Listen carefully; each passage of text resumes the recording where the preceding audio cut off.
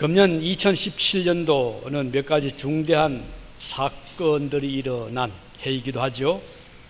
우리 가까이 본다면 미국은 이제 트럼프 행정부가 출발을 하면서 미국 우선주의 정책이 지금 강력하게 추진이 되고 있습니다.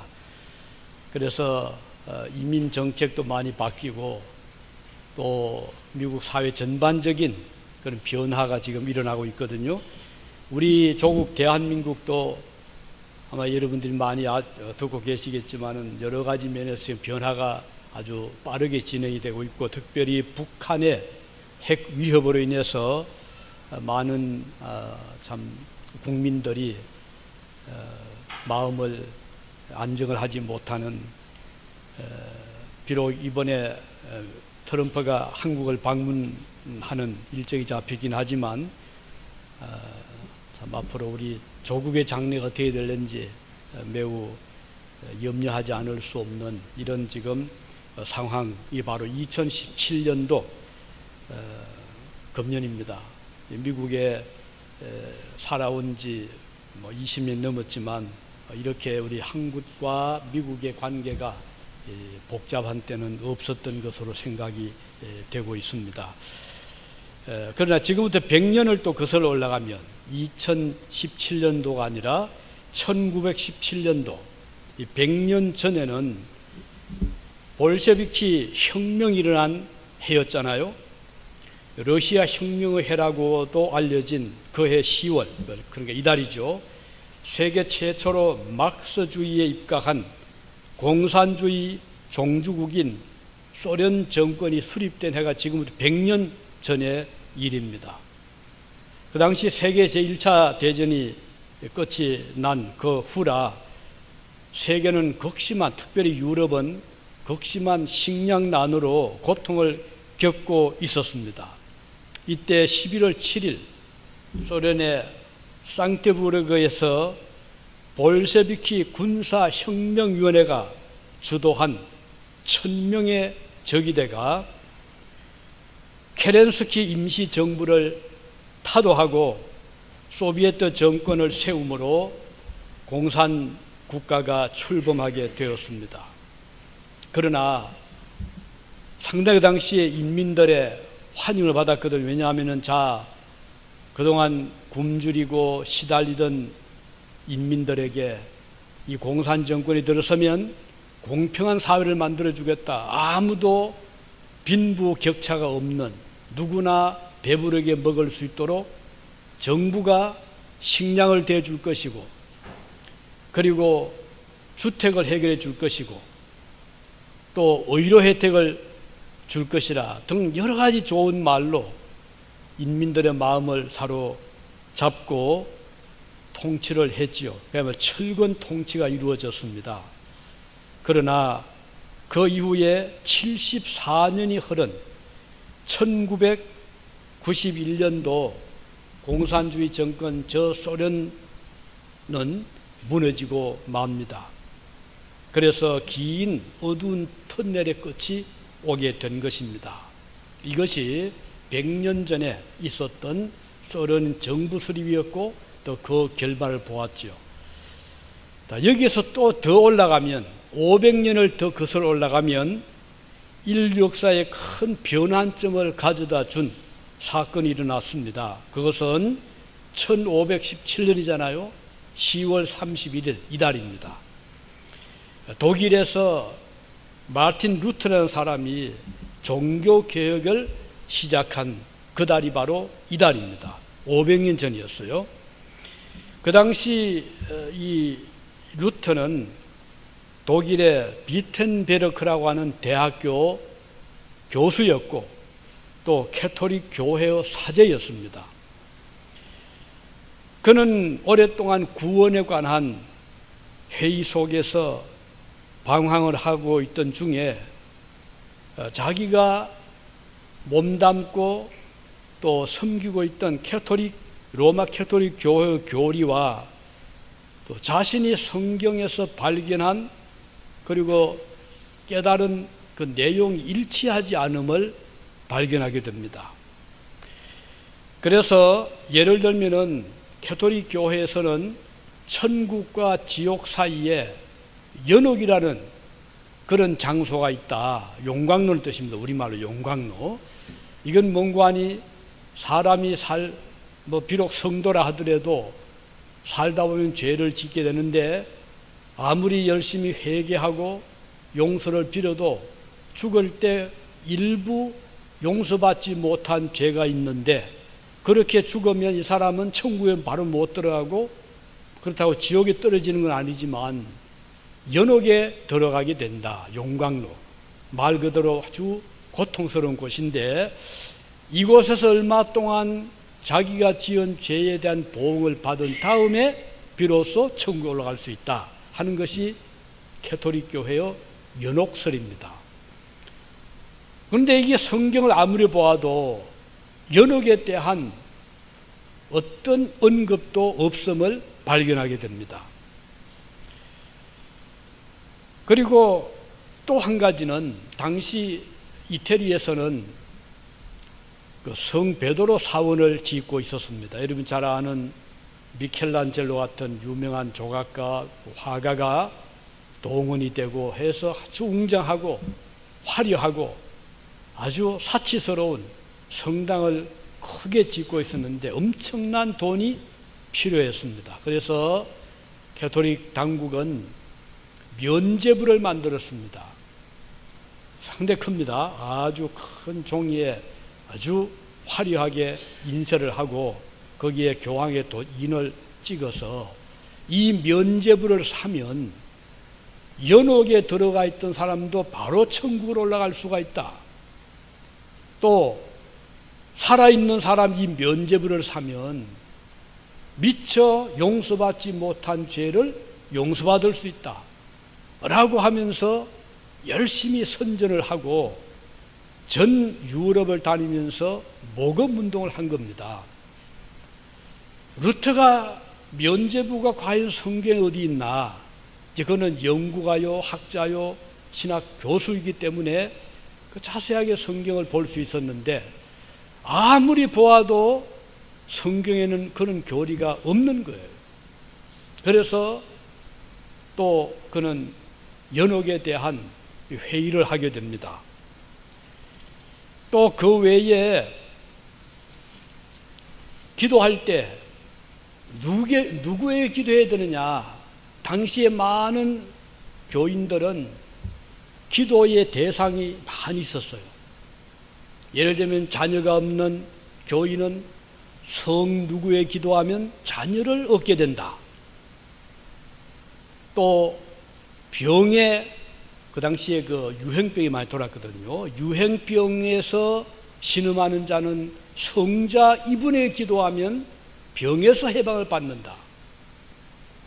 이런 여러 가지 그 속설들이 있었고, 그래서 교인들은 각자 자기의 그 형편 따라서 성자들을 이름을 들면서 열심히 기도를 하고 있었는데, 루터가 과연 이것이 성경에 있느냐 하고서 또 연구를 해보았는데 어디를 보아도 이런 내용이 성경에 없는 거예요. 그래서 성자에게 기도하는 것은 성경적이 아니구나, 또 이것을 발견하게 됩니다. 이렇게 해서 루터는 고심을 많이 하게 되죠. 고심 끝에 이 문제들을 어떻게 할 것인가 하는 그때 이 테젤이라는 사람이 아주 그 말을 잘하고 선동을 잘하는 이 신부가 있었는데, 이 사람이 유럽을 사방 다니면서 로마 교황청 베드로 성당을 짓기 위해서 모금운동을 활발히 하고 있었어요. 근데 이번에 그 설교의 주요한 내용은 면죄부 판매였어요.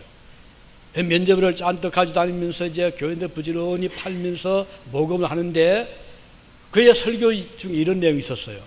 여러분들이 지금 이 면죄부를 사기 위해서 그 연보를 하는 순간 여러분의 그 금화와 은화가 연복에 떨어지는 그 쨍그라하는 소리가 바로 여러분의 조상들이 연옥에서 그 소리에 깨어서 천국으로 들어갑니다. 그런 내용의 설교를 한 거예요. 그러니까 그 후손들이 그 말을 들을 때 우리 할아버지가 지금 연옥에서 고생하고 있는데 내가 이 면죄부를 사고 은화를 금화를 연보하면 그 할아버지가 할머니가 바로 천국으로 올라간다. 이런 거 기대를 하게 되는 거예요. 그런데 그 태젤이 그 당시에 루터가 살고 있었던 그 위텐베르그 대학 도시 이쪽으로 지금 온다는 소문이 들려오는 거예요. 그래서 루터가 용기를 내고, 자, 그러면 이 분이 도착하기 전에 우리가 여기에서 한번 이 문제를 토론을 하자 해가지고 1517년 10월 31일 자기가 몸담고 있던 비텐베르그 대학교 안에 있는 교회의 그 정문에다가 대자보를 붙입니다.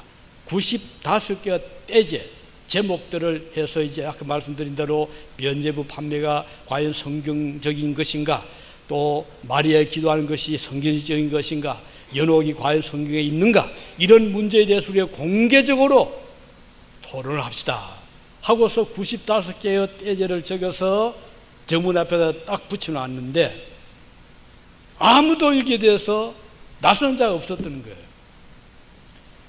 그런데 그 대학교 학생들이 이것을 보고는 큰 이제 그 대학교 안에서부터 이게 화제거리가 된 거예요. 자, 우리 교수님이 이런 지금 떼제들을 대학 교회 정문에 붙였는데 우리 한번 이것에 대해서 토론을 해보자.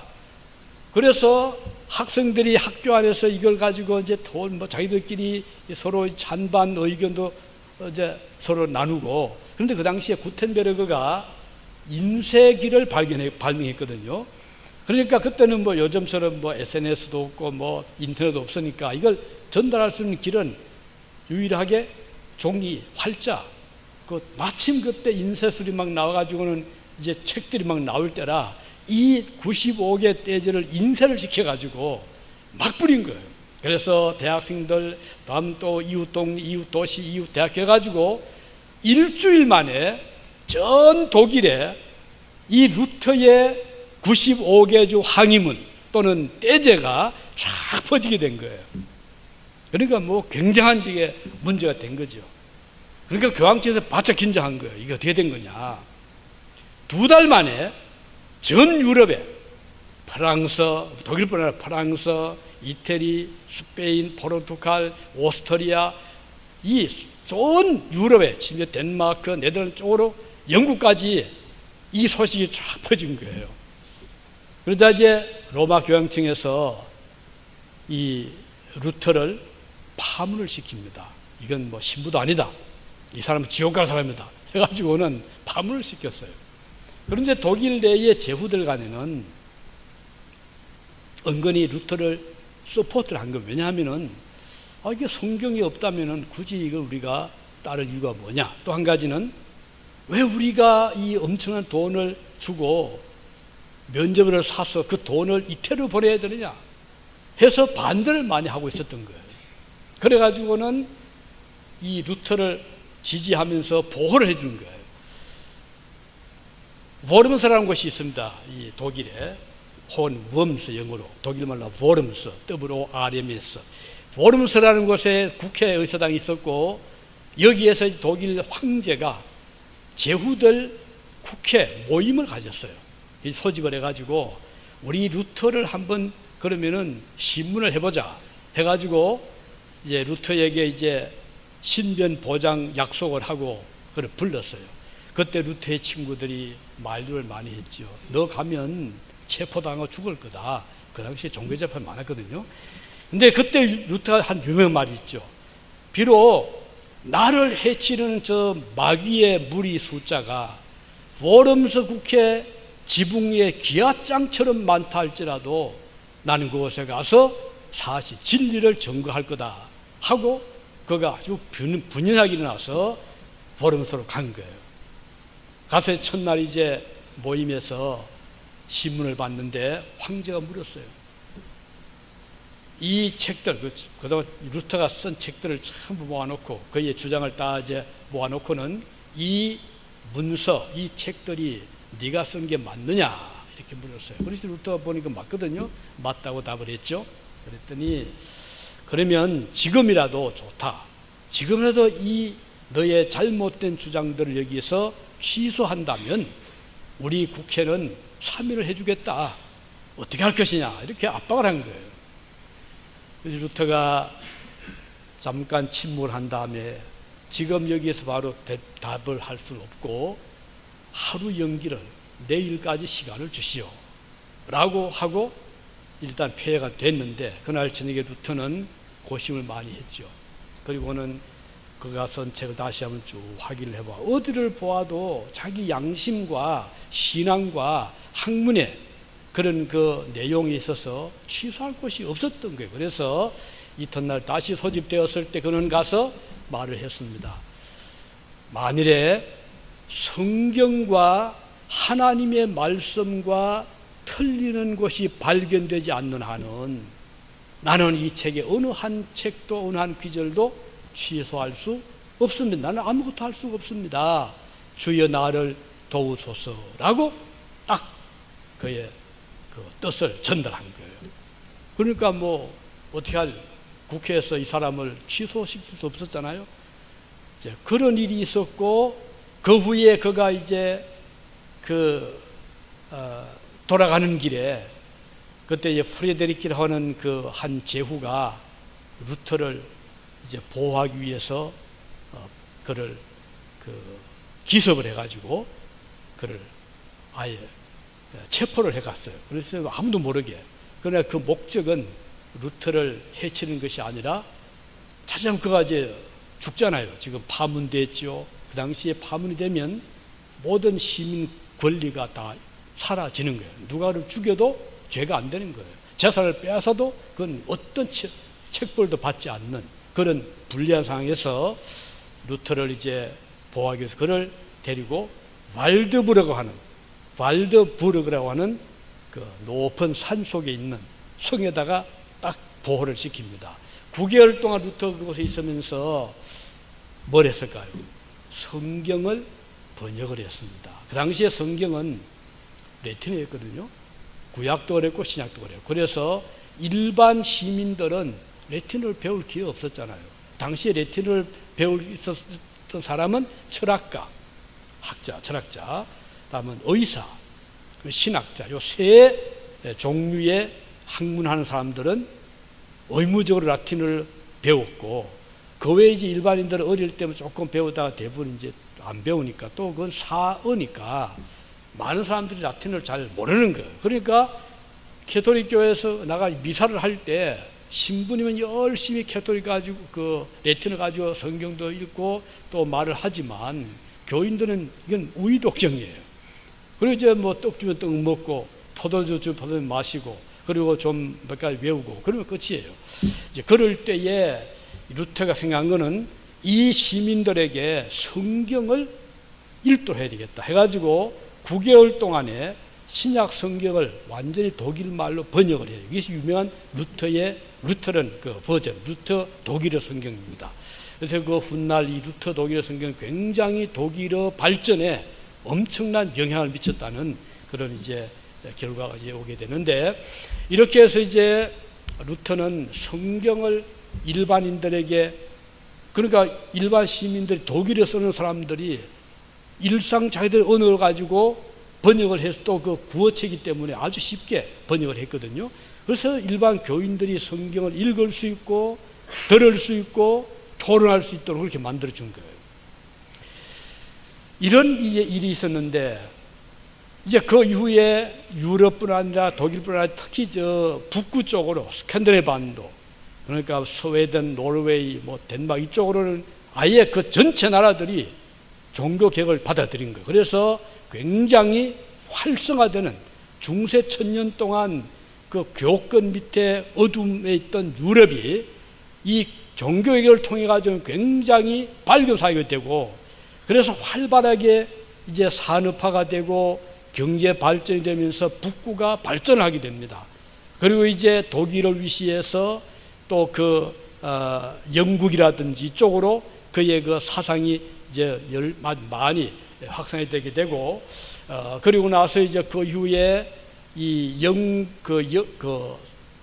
제네바라고 하는 스위스의 제네바에서 이제 칼빈을 중심한 이제 그 개혁 신학이 또 많이 이제 제자들이 그 서성을 통해서 새로운 신학을 받아들이게 되고, 그 칼빈의 제자들이 영국으로 돌아가죠. 영국에서 와서 공부를 하고, 특히 이제 스코틀랜드 쪽으로 와서, 그래서 그곳에서 이제 믿음 교회를 또 섬기면서 그들이 청교도 신을 가지게 되는데, 이때 그 영국의 왕실과 이제 충돌이 됩니다. 그때 이제 뭐 크레멀이 나타나게 되고 찰스 1세가 나타나게 해서 굉장히 복잡한 그런 정치 종교적인 그런 회오리 바람에 불다가, 그분들이 박해를 받아서 간 곳이 화란이고 청교도가 된 거예요, 미국으로. 그래서 미국의 신학의 바탕은 이 종교개혁의 그 사상을 받은 영국의 청교도들이 1620년에 배를 타고 미국으로, 보스턴으로 메이플라워를 타고 건너게 된 거예요. 그래서 미국의 기본적인 이 청교도 신앙이 바로 여기 있었던 것이죠. 근데 이제 이 루터의 종교개혁은 그 이후에 이제 말씀드린 켈빈이라든가 영국의 야한 낙서라든가 또는 파렐 같은 이런 분들이 열심히 이제 그 개혁 신학을 많이 연구하고 그리고 개혁 운동을 일으켰는데, 자, 이 종교개혁의 500주년을 맞이해서 우리가 오늘 여기에서 다시 한번 정리할 수 있는 주요한 종교개혁의 그 포인트가 뭔가 세 가지를 우리가 들 수 있거든요. 아마 여러분들이 많이 들었을 거예요. 한 가지는 성경에 충실한 교회. 그러니까 그동안 뭐 연옥이라든지 마리아 숭배라든지 성자 숭배라든지 또는 뭐 7, 7성례가 있었거든요. 가톨릭 교회에서 7가지 성례를 만들어낸 거예요. 우리 개신교에서 2가지. 뭐죠? 하나는 세례. 왜 성기 예수께 세례를 주시고 또 온천 다니면서 세례를 주로 했거든요. 세례하고 다음은 떡을 나누는 성찬. 이 2가지가 성경에 나오는 성례거든요. 근데 가톨릭 교회에서 여기다가 5개를 더 보탠 거예요. 그래가지고는 7성례를 만들었거든요. 그러니까 세례 성찬 외에 이 견진이라고 해서 세례받은 자를 다시 한번 그 확인하는 그런 것도 성례에 넣었어요. 그리고 또 고해성사. 이건 뭔가 하니 내가 지은 죄를 하나님께 직접 기도하는 것이 아니라 사제에게 가서 고백을 해야 돼요. 그래서 신부님 제가 이런 죄를 지었습니다. 이렇게 했습니다 하면 그거 다 듣고 신부가 그러면 당 집에 돌아가서 주기도문을 10번 외우시오. 그러면 용서받습니다. 또 제가 이렇게 거짓말했습니다. 또 이렇게 친구에게 나쁜 그럼 당신은 집에 가서 한 끼 금식을 하시오. 이런 식으로 이제 사제가 그 고해 성사 해오는 자에게 어떤 지침을 주고 그리고는 용서를 받았다고 이렇게 그 이야기를 해주거든요. 이걸 그 고해 이걸 가톨릭 교회에서 성례로 집어넣은 거예요.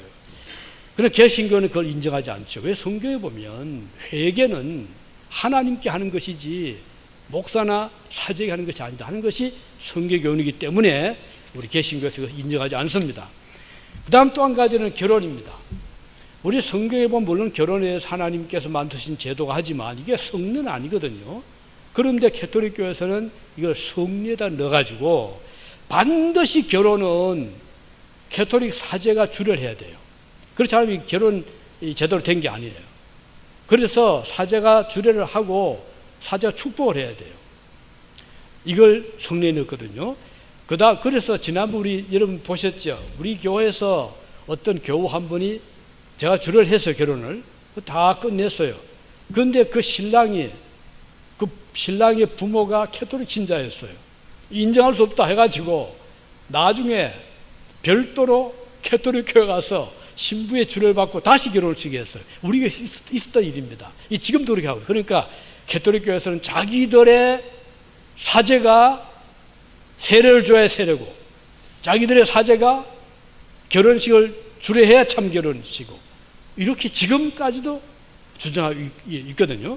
그 다음 또 한 가지는 이 성품 성사라고 해서 뭐 가령 사제 신부를 세운다거나 주교를 세운다거나 추기경 교황을 세울 때 그 서품을 주는 이것도 그 성례에 넣고 마지막으로는 종부성사라고 해서 사람이 죽을 때 반드시 사제가 죽음 직전에 그에게 기도를 해줘야 돼요. 그래야 천당 가는 거예요. 그래서 심지어 전쟁터에서 막 전사할 때도 종군 신부가 달려가서 반드시 기도해줘야 돼요. 그러나 성경 어느 곳에 보아도 영혼이 천국 가기 위해서 사제가 제사장이 기도해야 된다는 그런 성경이 없어요. 이 캐톨릭이 만든 전통입니다. 그래서 우리 개신교는 이런 것들을 다 제거시킨 거예요. 우리가 성경에 충실해야 된다.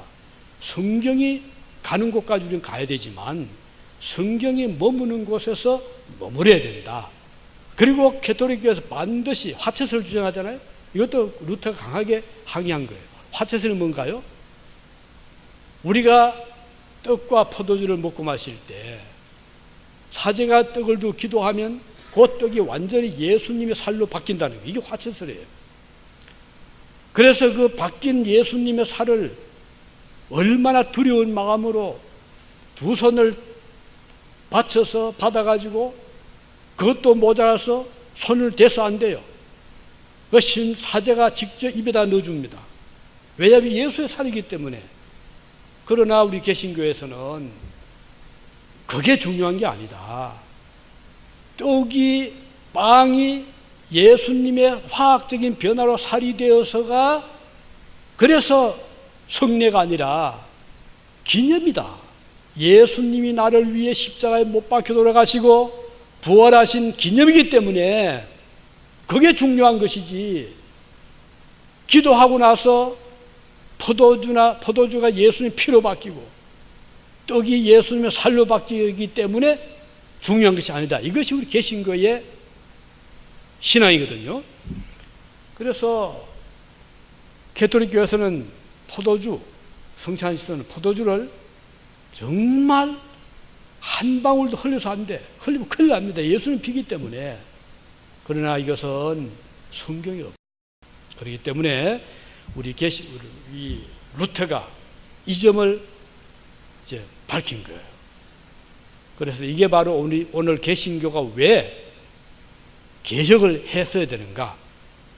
또 한 가지 중요한 것은 캐톨릭에서는 이원론적인 해석을 한 거예요. 뭔가 하니 하나님의 나라는 거룩한 이 교회 중심이 돼야 되는데 교인들이 그러기 위해서는 거룩한 생활을 해야 된다. 그게 뭔가 수도를 많이 쌓아야 된다.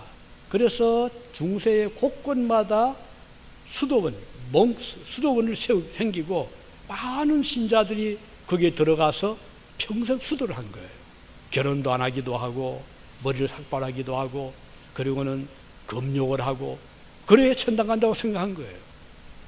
그러니까 계속 나라가 발전되는 것이 아니고 아주 산업 위축이 되는 거예요. 이때 루터를 위시해서 개혁주의자들은 이원론적인 것은 이것은 저 옛날 헬라, 저 바벨론 시대의 이거적인 것이다. 그들은 영과 육을 분리해서 이데아가 뭐냐, 최고의 신이 뭐냐, 순수한 영이 참신데 이렇게 믿었잖아요. 이건 성경적이 아니다. 우리 성경은 하나님은 한 분이시고 모든 만물은 피조물인데 이 피조물이 캐톨릭에서 말하는 대로 세속화 또는 죄악 세상이 아니라 하나님 지으신 이 세상은 밝은 세상이고 하나님의 의가 나타나는 세상이고 우리 인간 육체는 악의 그런 존재가 아니라 선한 존재다. 다만 부패하고 타락해서 지금 죄인이 되었지만 그렇다고 해서 우리 자체가 처음부터 죄로 물든 죄 덩어리가 아니라 이거죠. 그래서 우리가 열심히 일하고 산업 발전시키고 농사를 짓고 또는 공업을 일으키고 이런 것은 악이 아니다. 꼭 수도원에 들어가서 기도를 해야만 천당에 들어가는 것이 아니고 삶의 현장에서 여러분들이 집에서 부지런히 살림을 할 때 그 장소가 바로 하나님 섬기는 장소고 여러분들이 사업을 하면서 하나님을 섬기는 그곳, 농사를 지으면서 하나님께 감사하는 그 생활.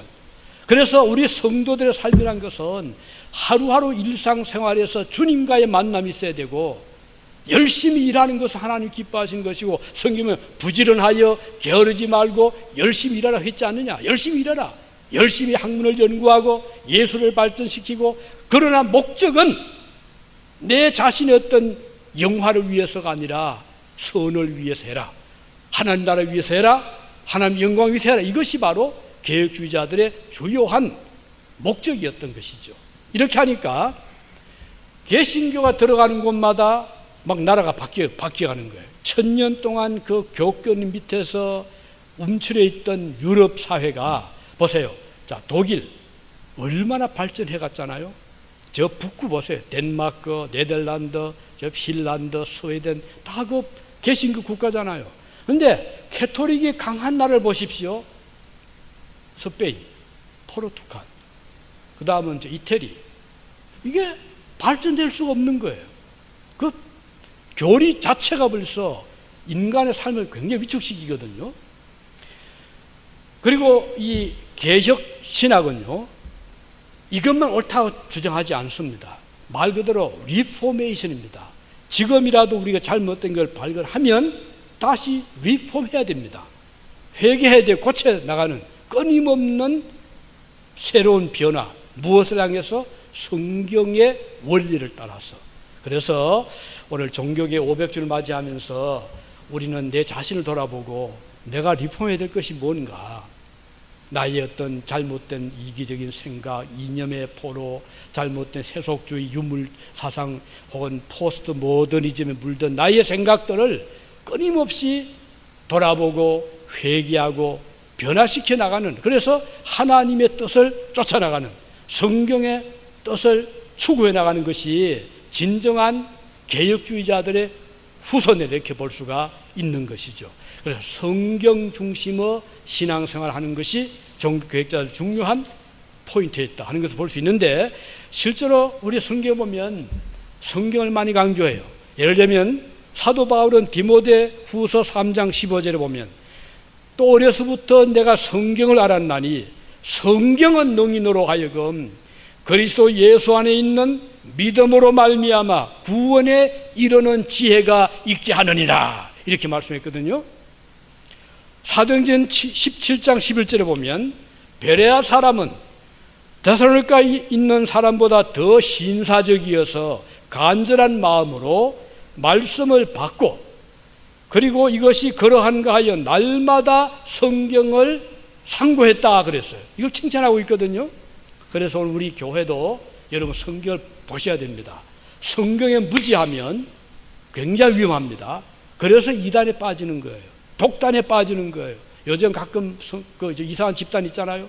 아주 너무 잘못된 신비주의. 이게 그 이유는 성경을 모르는 거예요. 그냥 감정에 치우쳐가지고 그러다 보니까 성경과 정반대로 막 달려가는 거예요.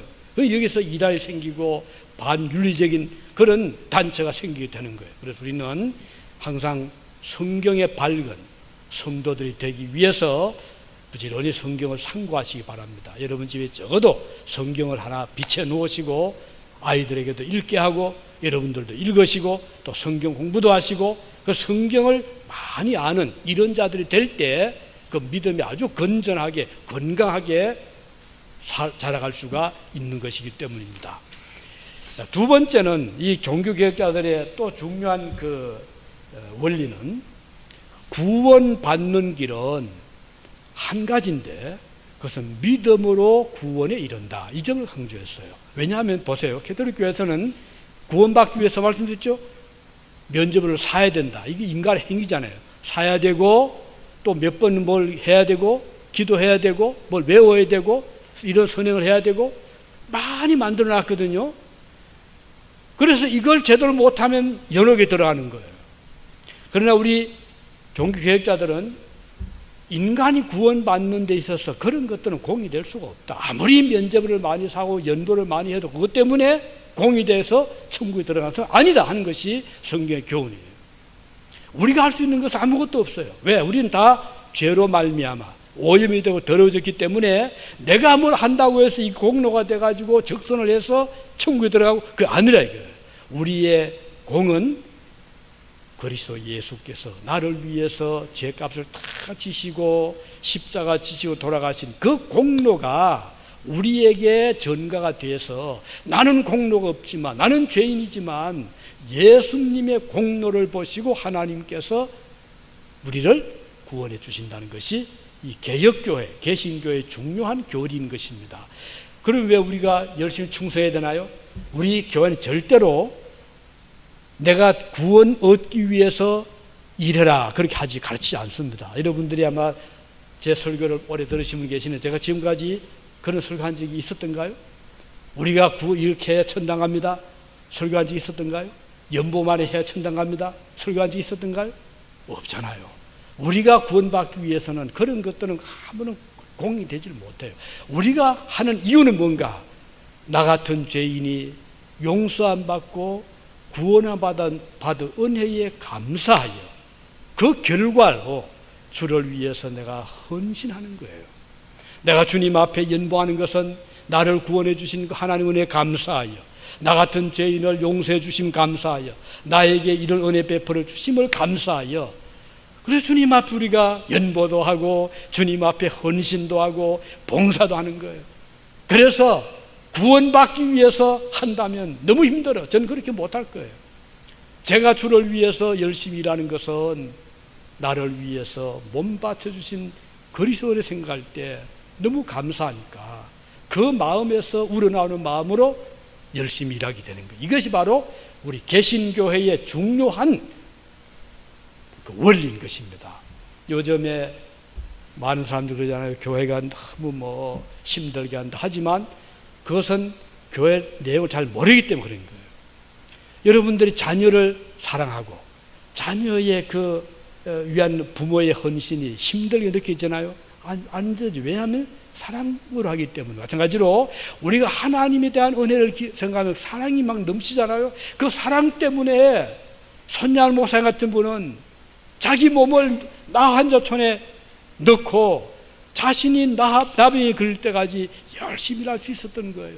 자기 아들 동신을 죽인 그 공산주의자를 용서하고 자기 아들을 삼아 줄 수 있었던 것은 하나님의 사랑 때문에 그렇게 할 수 있었던 거예요. 오늘 우리가 오직 의인은, 오늘 본문 읽었죠? 이 로마서 1장 17절에 오직 의인은 믿음으로 말미암아 살리라. 이것이 우리 기독교의 중요한 교리인 것입니다. 그렇기 때문에 오늘 내가 아무리 열심히 일하고 내 몸을 불살라서 드린다도 그것 때문에 하나님 보시고 너는 천당 간다 그런 것이 아니라는 거예요. 우리가 구원받는 데가 아무것도 못해. 예를 들어서 십자가의 강도가 그 평생 나쁜 짓만 했잖아요. 돈 빼앗고 살인 저지르고 온갖 악행을 하다 붙잡혔어요. 십자가 이제 재판을 받아 사형 선고받고 죽게 되는데 이 사람은 평생 지금까지 좋은 일 한 적이 없어요. 그런데 예수께서 뭐라고 했습니까? 오늘 네가 나와 함께 낙원에 들어 있으리라. 아니 그 강도가 무슨 일을 했다고? 그는 일을 해서가 아니라 예수님께 용서를 받았기 때문이에요. 주여 저를 용서해 주십시오. 저를 기억해 주십시오. 할 때 예수께서 네가 오늘 나와 함께 낙원에 있으리라. 그래서 우리가 구원받은 은혜 감사해서 이렇게 우리가 예배도 드리고 은혜 감사 우리 주를 위해서 헌신하는 거예요. 주를 위해서 우리가 봉사하는 것이고 열심히 사역하는 것이에요. 세 번째 개혁자들의 주요한 원리가 있습니다. 그것은 뭘까요? 자, 그들은 첫째는 이제 말씀을 드린 대로 그들은 이 하나님 말씀에 충실하기 원했다.